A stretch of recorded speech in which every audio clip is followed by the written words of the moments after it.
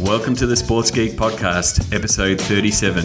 On this week's podcast, we look back at the Seahawks Super Bowl win and who won the battle online.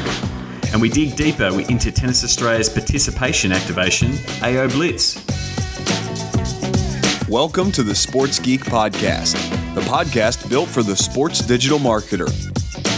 And now, here's your host whose professional sports career was tragically cut short at age 17 due to a lack of ability, Sean Callanan. Thanks, DJ Joel. My name is Sean Callanan from Sports Geek, and thank you again for downloading and listening to the Sports Geek Podcast.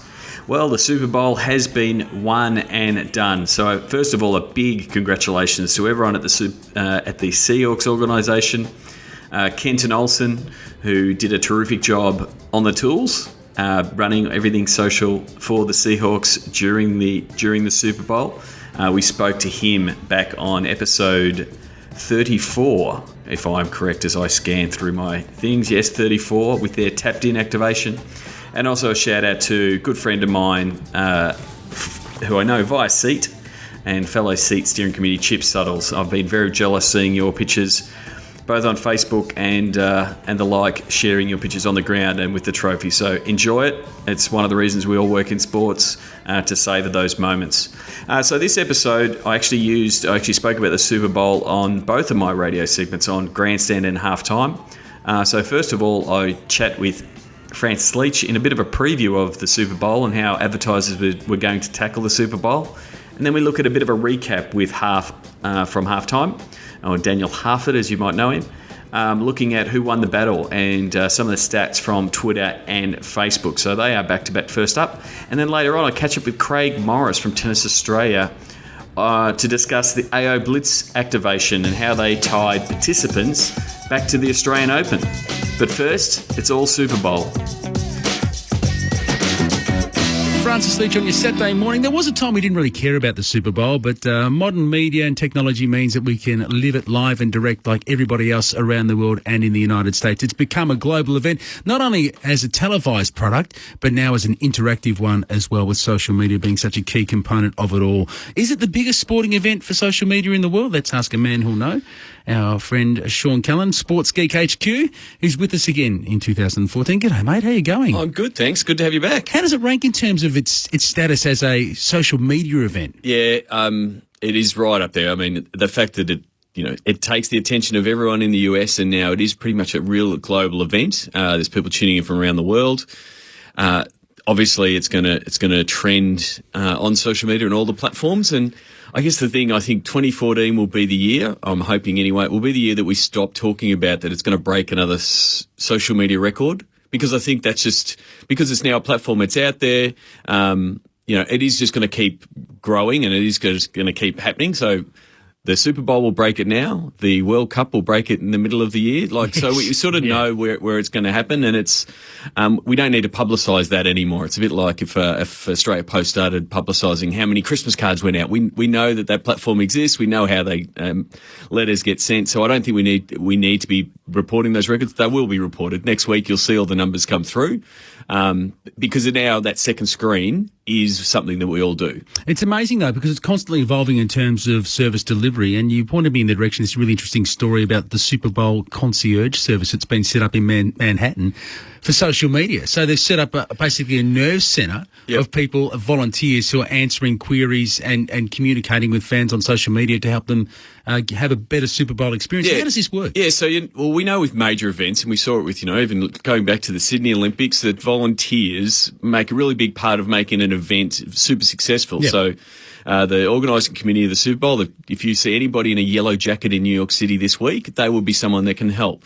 And so what they're now taking is that customer service component and putting it online, because things like MetLife Stadium, where the game's going to be played, they can do that customer service side of things. They can sort of direct people where there's traffic congestion and that kind of thing, but it's very hard to do it by themselves. So what this concierge service is doing is they've got all the key partners. They've got the transit guys. They've got the City of New York and the trains and the stadiums and all the people doing the activations in the one place. So it's not, you don't have that awkward, oh, sorry, we don't handle that. That's someone else's problem. So they're doing a lot of monitoring of what's happening so they can see trends. So whether there's people complaining that the subway is clogged up at some point, they can see that in one spot, and they can alert the transit people to tweet and post it out. And then the other side of it is making sure that all these visitors are coming in are having the most awesome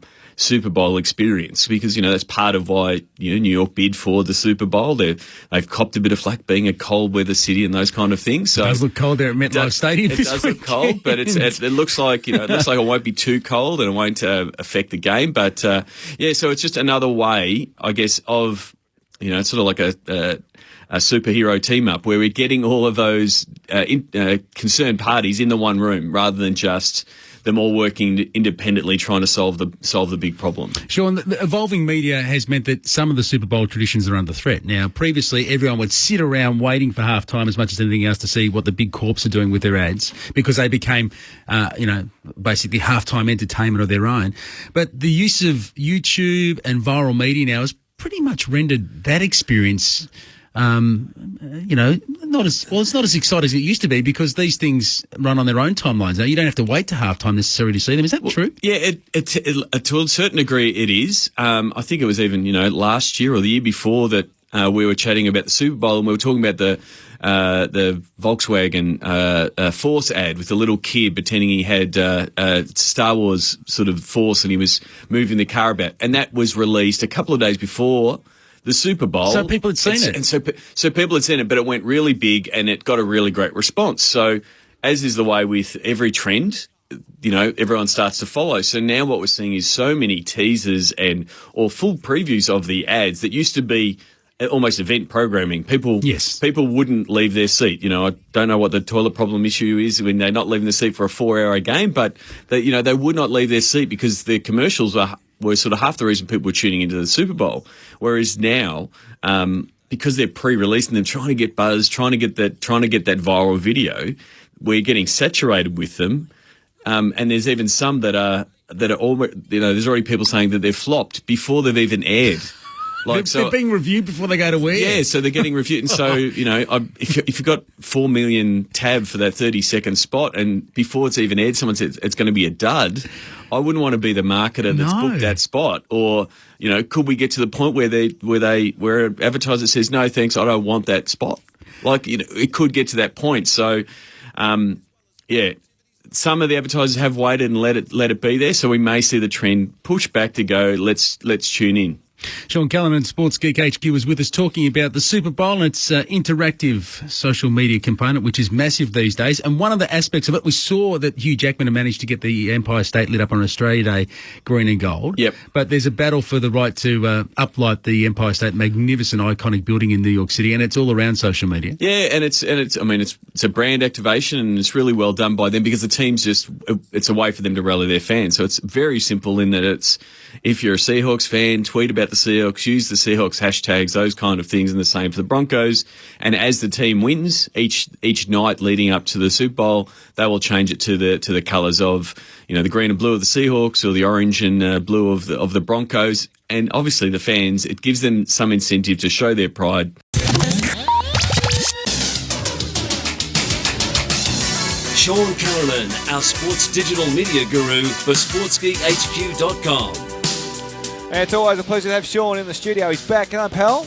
G'day, how are you doing? Going very well, thank you. I'm recovering after a very ordinary performance by my Denver Broncos in the Super Bowl. Oh, that's no good. I was on the Seahawks, so I didn't mind it. Oh, is that right? Yeah, Is that right? I've got a few mates at the Seahawks, so that's why I was wearing green. Playing that game. Is that how it's going to be from here on, is it? But what sort of impact did it have socially, the social media-wise, at the Super Bowl? It's always a big global sporting event. I imagine the Twitter sphere and Facebook would have been going off its head. Yeah. It was they were facing off effectively. So from Twitter point of view, there was they nearly reached the 25 million tweets that got sent through. Where's that rank in the scheme of things? Well, it was only a million more than last year. So whether that, I was probably expecting a little bit more of an increase with more people sort of getting on board with Twitter.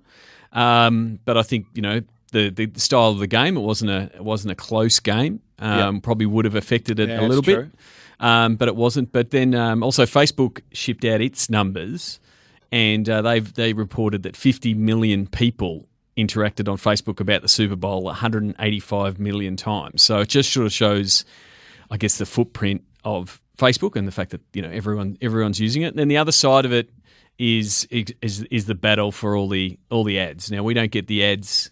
We don't get the ads here. Why don't we get the ads? Well, because they don't pay for the ad spots. Well, they should. Somebody should package them up and put them all together. So you can go see them now. Like they're all available on YouTube and things like that. So I guess one of the things that a lot of ad companies went down the path of is pre-releasing some of the ads, and that worked to a certain degree. Yep. But then they also had a bunch of, I guess, command centers of people ready to amplify and engage with fans around the Super Bowl. And I felt, at least, I was watching the game and sort of half keeping the eye on what was happening on Twitter, and there was a few that were just trying a little bit too hard for mine. So if you remember last year, they had the blackout, and Oreo got a lot of publicity for their blackout tweet to sort of say, remember, they put out a tweet with the Oreo, say it's okay, you can still see Oreos, that kind of thing. So they were really praised for this idea of real-time marketing. And so every brand wanted to do that this year. Right, they're waiting for an opportunity. They're waiting for an opportunity, and there was a few that were forcing it. One of them was JC Penney. I don't know if did you catch any of their tweets during the game? Didn't see JC's work. So they were tweeting, and it looked like the person who was running the JC Penney account was drunk. So they were misspelling. Maybe they were. And that's the thing. So everyone was replying and saying, go home, JC Penney, you're drunk. And there were brands saying, go home, it's not our fault. Snickers were saying, have a Snickers, you'll feel better. In the end, JC Penney, Snickers. And then JC Penney effectively said, sorry, we've been tweeting with our USA mittens, so their gloves, and they were trying to then plug and sell their gloves. Now, I just saw it and went, that was pretty, a lot of people just sort of said, you're stupid. Bit cringy? And a bit forced. And effectively, it's already been done. I don't know if you remember when Phil Jackson first got on Twitter. Phil Jackson, the NBA legend coach, former coach of the Bulls and the Lakers, it was announced he was coming on Twitter a while ago now, and his first tweet was just a jumble of letters. Right? And everyone's going, what's going on, Phil? And his next tweet with a photo was, it's hard to tweet with 11 rings on your fingers. Hey, right? So it's brilliant. already been done. So JCPenney copped a little bit of backlash for that, and I just think they need to have these teams here to take advantage of an opportunity, but you really can't force it. It's a bit like saying, how do we produce a viral video? If you force it, it comes across that way. If you just let your content speak. And so some of the ads were really good. The fans wanted to share the ads. The most shared ad wasn't actually an ad at all. Do you know what the most shared ad was and the most watched ad? No. Was Jerry and George Seinfeld reunion. Oh, I haven't seen it. I've seen the So that was a short clip of comedians with cars, comedians in cars getting coffee, which is a web series that Jerry's done. Yep. And he did it with George Costanza. And so it was effectively a Seinfeld reunion. And so that was the most watched, most shared, the most loved, because everyone wanted to see the Seinfeld reunion. We saw the buzz earlier before thinking there was a reunion happening. So is that an opportunity? Is that present an opportunity for people that aren't investing so heavily financially in Super Bowl ads to get a bit of traction on Super Bowl day because people are looking for that type of stuff? Exactly. So there was a few commercial tie-ins with what Jerry was doing, promoting a network and stuff like that. But he was promoting his series, which he has ads and stuff on. But it was it goes to show that content is king. Give the fans what they want. If you're trying to force it, it can come across that way sometimes. What's the next big event for social media? I think it will be the World Cup in Brazil. Will be the next one where there will be a lot of activity. Obviously, with the US involved, there'll be a lot of activity, and both the social media platforms will be going at it once again. I did like the Bud Light ad. I have seen that one. Alex and Hillside sent that through. The one with the puppies and the horse. Yeah, that one. I did see that one. That was cool. It was a cute one. Or you're talking about the one where the guy goes out on this awesome night. Yeah, ready for anything. Yeah, that was cool. That was a cool ad. But again, it is just a matter of you've got to produce something and sort of hope it goes viral and then leverage off that rather than trying to manufacture it a little bit. Well, my advice is take the Seinfeld route. Just don't pay for any ads. Just put up a little clip on Super Bowl day and get that going. Yeah, exactly. Well, but if you've got Arnold Schwarzenegger wearing a wig playing ping pong, that does well as well. That works well. The horse and the puppy, I did quite like that, being a horseman. That was cute. He should have asked that girl out there. The farmer dude should have asked the dog's owner out. I don't know why that didn't happen. Maybe there's a second part to that. Maybe it's a new Rhonda and Couture. To find out more about this type of activity, sportsgeekhq.com is a place to go. Thank you, Sean. No worries, mate. Sign up for Sports Geek News at sportsgeekhq.com/sign up now. So what did you think, specifically around how social media was used around the Super Bowl and how brands tried to ambush it and tried to elevate their message and get themselves above the noise and the chatter? I thought the teams themselves in the NFL did a pretty good job, focused on the task at hand and the game and really engaging the fans, as was the closing 2 cents from last week, to focus on the fans. It's very hard when it is such a noisy environment as the Super Bowl. There's always going to be people trying to ambush it in some way, and to a certain degree I think there was a lot of brands fumbling over themselves to be clever, and I think we're getting past that. I think it's yes, the Oreo tweet was a great example in, I guess, reactive marketing, but it's only when that opportunity presents. I don't think you can manufacture that. So also this week I was on the tennis show, First Serve, and was asked to come in there and talk a little bit about social media and also help co-host the show. It's the first time I've been on SEN where I've got a trash talk text from my mother. She texted me and said, "Since when are you a tennis expert, Sean?" But one of the things, when you're armed with a computer and Google, you can be an expert on anything on Talkback Radio. But we were lucky enough to catch up with Craig Morris from Tennis Australia, and I quizzed him about the AO Blitz, which is a activation that Tennis Australia did around the Australian Open, which Kim Terengove and Dan Latimer spoke about on episode 30, sportsgeekhq.com/30 for that preview of the Aussie Open. It was a way to connect towns and participants, people who are playing tennis, to the Aussie Open. So here's my interview on First Serve on SEN with Craig Morris from Tennis Australia. Craig, we've got a very special guest in the studio, Sean Callanan, who is a digital marketing and social media expert. Now, you're not involved necessarily with the Fed Cup, although you do know a lot about it because you did head up the athlete development team. But now you head up participation, and it's all about the AO Blitz. And we have Sean here, who wants to talk to you about what you're going to do social media-wise and all sorts with the AO Blitz, because it's the biggest thing since sliced bread. Put me under the pump there, Adrian. Hi, Sean. How are you? I'm good, thanks, Craig. Yeah, I just wanted to talk to you about AO Blitz, and if it's at aoblitz.com.au. It's really a way for Tennis Australia to engage all the towns and get them active around tennis. And if you're following the Aussie Open, you saw that there were teams. There were towns assigned to teams. Yeah. You want to take us a little bit about behind AO Blitz and what its goal is? Yeah, look, absolutely. Look, first and foremost, it was trying to connect, and it has connected our Australian Grand Slam, being the Australian Open, to the grassroots of the sport. And it is very much about trying to get people to play tennis. Social media is an important part of the AO Blitz, obviously, because of the fact that a lot of videos and photos are uploaded onto different sites. We're connecting through the different social media channels, but ultimately it's about getting people to play the sport. The more challenges you take up and you complete, we've allocated points towards those, whether you're an individual, a school or a tennis club. There's challenges in those 3 categories. And what we did was we collated all the points from the challenges that were successfully completed by those different entities, collated them into their score, and we had 930 active communities or towns, and we ranked them all, and the top 256 received a player at this year's Australian Open. And look, to be really honest, a lot of the towns obviously got right behind it and really engaged in the program, and obviously got some of the top players.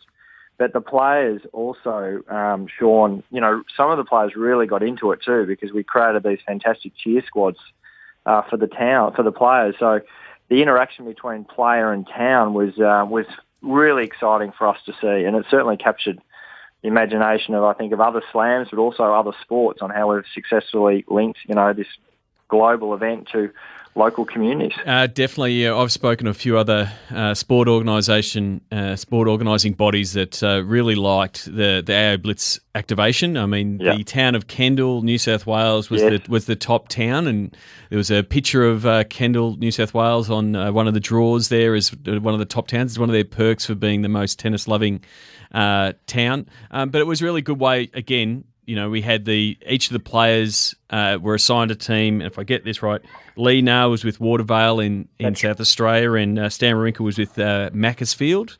Yes. And so again, those they became I guess adopted for that town for the time.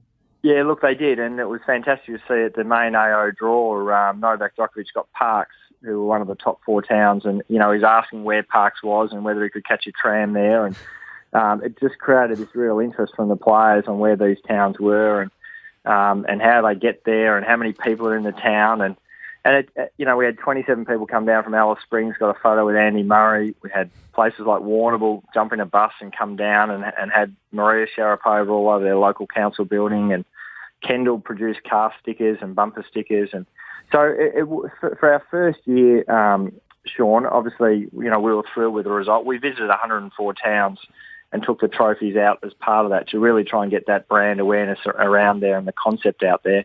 We expect this year now a lot more communities will get behind it, want to be interested in how they get involved, and certainly, obviously, wanting to get that top player. Kendall, you spoke about, had 25% of their town registered the AO Blitz. So that's how, for us, we can get people talking about tennis well before the Australian Open.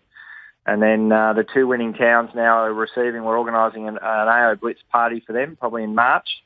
And they're really excited about getting some fun. Some of them are looking at putting some new courts in or upgrading their courts and a number of different things. So it's going to be great for those towns too. It'll have a legacy for people to go and play tennis at those towns who have won the AO Blitz.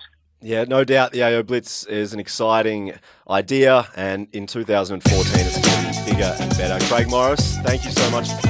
Go to sportsgeekhq.com for more sports digital marketing resources. Thanks again to Adrian Franklin for having me on to help co-host First Serve on SEN. Like I said, I'm not a tennis expert, but it was good to talk to Craig about AO Blitz and get a bit more background on how it went after speaking about it on episode 30 with the guys at Tennis Australia. So a really great, I guess, way to connect the participants to a major event. And it wasn't purely digital. You heard there that they did go out to over 100 towns taking the trophies, but what a remarkable result, 25% of the town of Parks playing tennis. If that's not return on engagement, I don't know what is. So this week's Ask Sports Geek question is, does the image size matter? And, I could go with the joke that size always matters, but I won't. I'm above that. But the short answer is yes. So from a Twitter point of view, I'm really liking the teams and the brands that are setting up their images to fit perfectly in the Twitter feed. So they come in that widescreen format. The sizing you require for that is 1024 by 512. So it's effectively a 2-to-1 ratio. Gives you that widescreen format that your fans don't have to click to open. You don't get weird cropping with heads cut off and writing cut off and those kind of things. It appears directly in your stream. So if you're going to be putting images up, especially ones that are promotional, that want to have a message, maybe with some text, maybe a score, 1024 by 512 does a really good job for mine. On Facebook, a little bit less so. Facebook has made some changes over the past 12 to 18 months to sort of make sure any image comes through okay, but there is a couple of key image sizes that are important. You would have seen, as we spoke about, the changes to the news feed and that they want more links. The key image size for those links is really important to make sure that those link images or those links that you share on Facebook come up with a nice bright image, and that image size is 980 by 512. We did studies earlier. Dion did a whole bunch of studies last year around the ideal size and when Facebook would shrink and crop and those kind of things. At the moment, it still remains that a square image will pretty much line up and look okay on desktop version of Facebook as well as mobile version of Facebook. I guess my main thing from a Facebook point of view is don't share portrait photos because they will be cropped. So again, if you share the tall photo with a player, there's every chance that shot won't show their face, it won't show their legs. So you end up sharing effectively an athlete crotch shot, and that's not good for anybody. There'll be a link in the show notes to a post from John Loomer, who details all the different Facebook image dimensions. If you're not following John, you should be. He's on top of all the latest changes from Facebook, those kind of things, and he's definitely worth reading. The sound you can hear underneath my voice is none other than the 12s. I've taken this one from the Seahawks Instagram.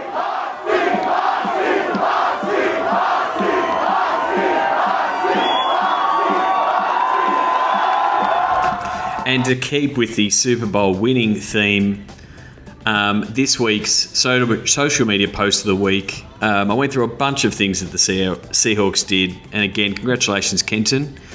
I really did like the video recap that they played. Their own little mini movie. And again, they didn't bother trying to put it on another platform. They put it in Facebook natively. So I'm seeing a lot more teams started using Facebook video. It's, again, easier to share. Plays natively inside the Facebook app on the mobile as well. I thought the little day recap was a really good post, so it's in the show notes. And that's the clock winder, which tells me it's time to dedicate this episode 37. You can get the show notes at sportsgeekhq.com/37. I did get some nominations from the internets. To continue the Seahawks theme, Sean Alexander wore 37 for the Seahawks, and also did Jim Stein started his AFL career or his VFL career in the number 37. But I have to dedicate this episode to 2014 Australia of the Year, Adam Goodes, who plays the Sydney Swans and is an absolute champion of the game. So congratulations, Adam, on Australia of the Year. So a final plug, thank you very much to everyone who is sharing and providing reviews on iTunes. You can do that at sportsgeekhq.com/iTunes. Also available on SoundCloud. Again, sportsgeekhq.com/SoundCloud. And thank you very much to Paul, who alerted me that FeedBurner had decided to stop posting podcasts. So those of you who are on Android, I have refreshed the feed. And so if you're now finding that you've got 6 episodes to listen to, my apologies, but hopefully you'll catch up soon. All Android listeners can simply go to sportsgeekhq.com/Android and it'll give you a clean RSS feed. That's it from me for this week. I'll be back next week with some more guests to talk sports, sports digital, social media. Again, send me an email if there's someone in particular or some topic you would like me to cover. I'm more than happy to tee up that interview and also and obviously dive into the topics that you want to hear about. Please, if you've got a question for the Ask Sports Geek section, which I've added last week, please, again, send in either an email to me, Sean at sportsgeekhq.com, or even just send me a tweet at Sean Callanan. Okay, it's time for our closing 2 cents. And for this one, I'm going to go back to the Super Bowl advertisers. Don't follow the leader on social media. Find your own path. Please leave a review on iTunes. Go to sportsgeekhq.com/iTunes. Find all Sports Geek podcasts at sportsgeekhq.com/SGP. Want to maximize returns from your digital team? Contact Sports Geek about content and commercialization workshop. Thanks for listening to the Sports Geek Podcast.